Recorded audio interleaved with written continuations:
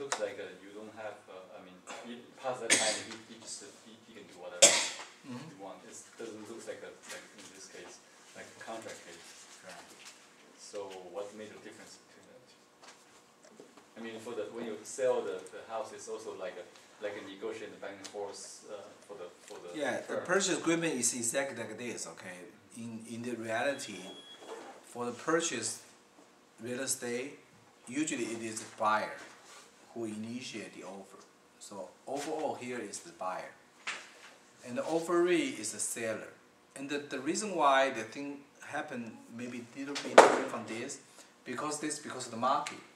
In Bay Area, usually we say it's a seller's market. So as a buyer, of course, you can revoke your offer anytime before the seller accepts it. But usually it didn't happen, because here in this market, in this area, usually buyer would like to purchase the property.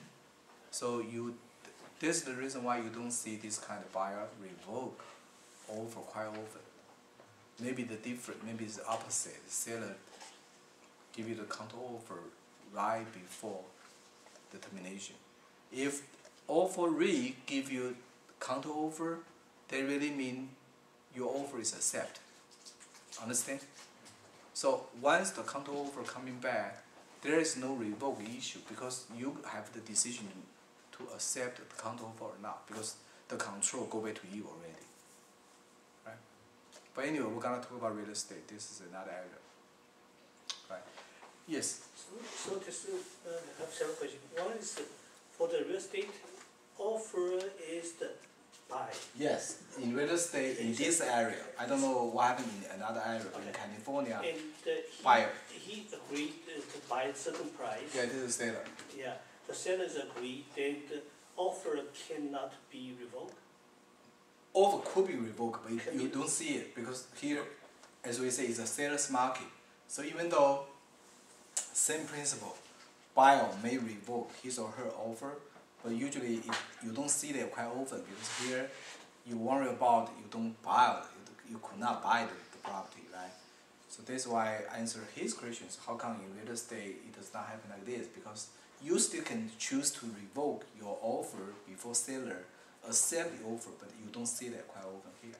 But if this offer cannot pass the loan process, he's Very good point, right? If under contract, however, for any reason, buyer cannot get a loan approved, then here it's not revoked anymore. So this is why I want to emphasize again. Oh. I want to stress again, revoke is not rescind. Oh. Okay. His example is, once the agreement enter into, say, under the escrow, like under the contract, however, for any reason, the buyer cannot get a loan approved, that is not revoked, it is rescind. We're going to talk about that very soon. This is the second issue. How can you discharge your contractual liability? In real estate license, there's two questions. I think I don't quite understand. One is for the rental property, the owner died, then the son take over the rental property, and the rentee instead the contract is still, they can continue. Yes, I will talk about that. Let me answer it. Yeah, I understand your question, sir. Let me erase that. The whole thing is like this. Whether or not, okay, debt on either side may affect the contract. Okay, I think, let me just simplify her questions.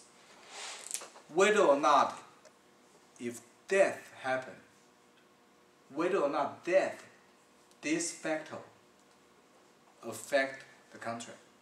I need to subdivide this, okay? If death happen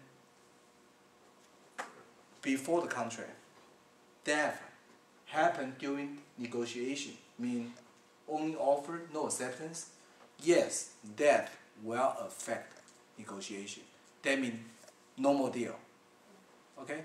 So if that happened before the contract, say overall sending out the offering, say 3 days, but on the second day either party die, then no negotiation.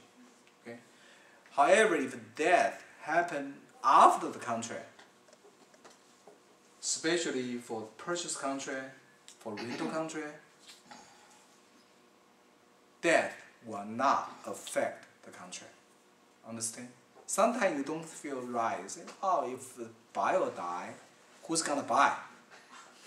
Right? You ask me who's gonna buy, right? But don't worry about that, because you know the court, probably court gonna appoint who is the representative. Okay, maybe seller say, okay, I let you go. But this is a totally different story. I just want to tell you, after the contract, once the contract happened, that by itself will not discharge liability. Only special case. What kind of special case? One moment. What kind of special case? If the contract is employment contract, if the contract by nature is not sales, is not rental, is employment, that means this kind of contract really focus on your personal, right? Then contract terminate. Say one very famous popular singer signed 3 years contract with a certain company, Yeah. Sony, for example. 3 years. If there's no special cause there, and only 1 day died, then contract terminate. However, in order to catch all this problem, usually in this agreement, usually the lawyer represent this singer may say even any death happen, the other company will still pay for a certain period. So in order to answer your questions, okay, death usually will not affect the contract, usually. Okay. Well, I wanted to ask the question is outside this, but it's relate my working experience. Yeah, go. That it's always hanging in my mind. So this opportunity, I just asked that. Sure. You know, it's not a buyer and seller. It's about Employee.